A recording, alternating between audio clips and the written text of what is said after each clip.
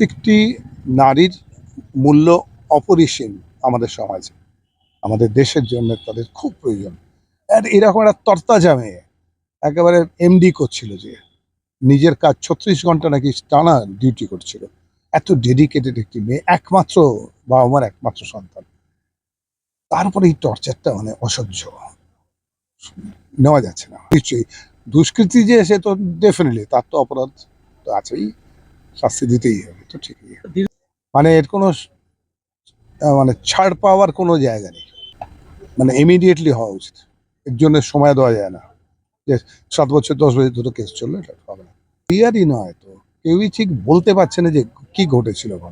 পরিবারের লোকেরা গেস করছে, আরো অনেক বেশি জানে আমার থেকে, কাজে তারা বলতে পারে। কিন্তু যেটা মনে হচ্ছে একজনই ঢুকেছে, ওকে ওভার পাওয়ার করে দিয়েছে।